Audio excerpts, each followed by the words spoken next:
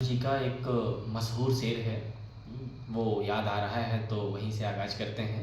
वो कहते हैं कि यूँ तो हर शाम उम्मीदों भरी गुज़र जाया करती है। आज कुछ बात और है कि आज की शाम और शामी दोनों पे रोना आया।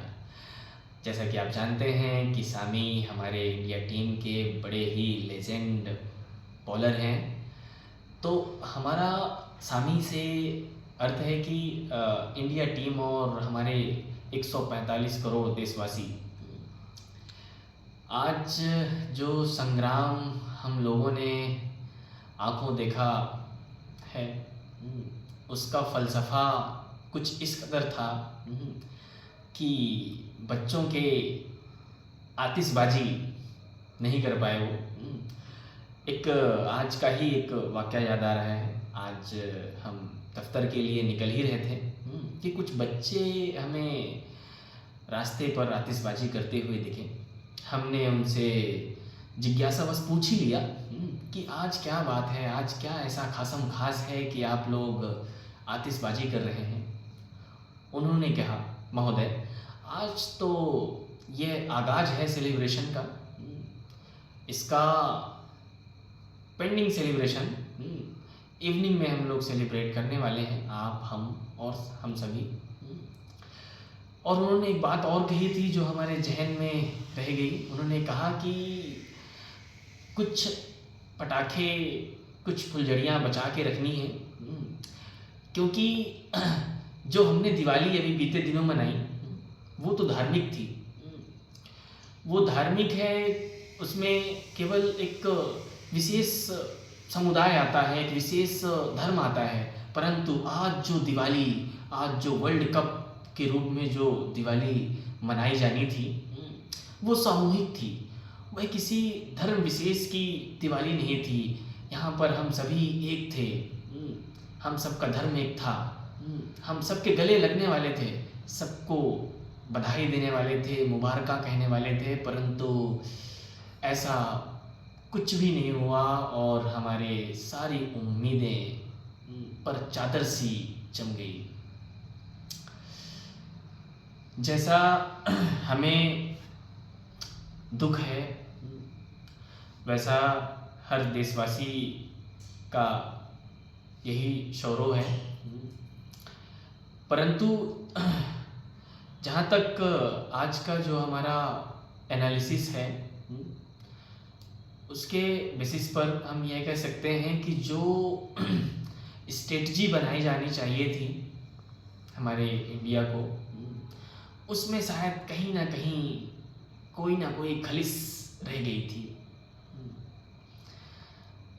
शायद ऐसा कुछ लोगों का कहना है और हमारा भी ऐसा मानना है कि शायद अगर किंग कोहली अगर थर्ड इनिंग्स पे नहीं आते या हमारे कैप्टन रोहित शर्मा जो कि अब शायद भविष्य में ना रहे, वो अगर नहीं आते तो शायद है कि हमारा और पूरे इंडिया टीम का हौसला बुलंद रहता, चीयरअप्स होते अहमदाबाद स्टेडियम में।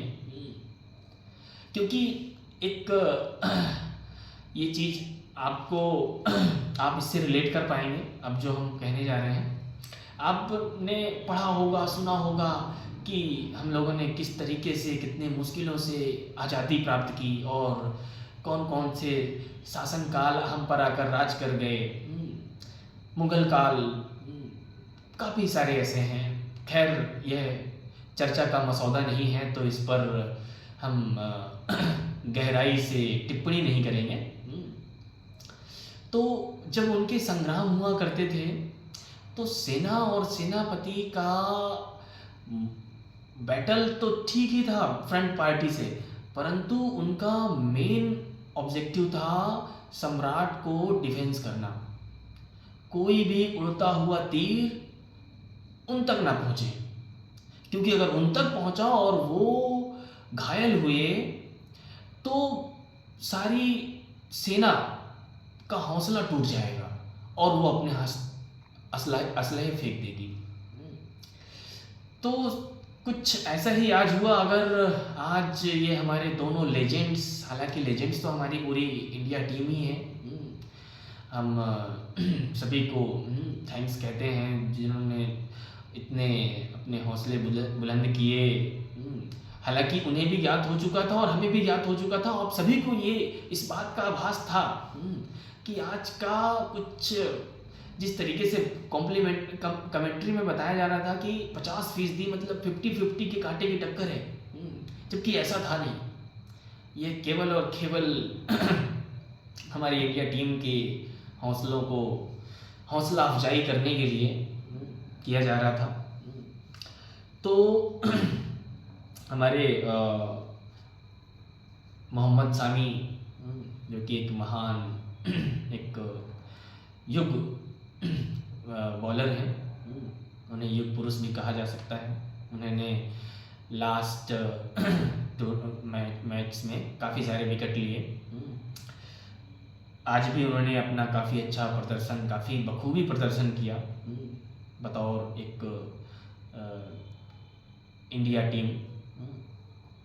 परंतु कहीं ना कहीं कमी सी रह गई, जो कि आने वाले वर्षों में और बीत गए वर्षों में दोनों में कहीं ना कहीं जब भी याद किया जाएगा वर्ल्ड कप के बारे में,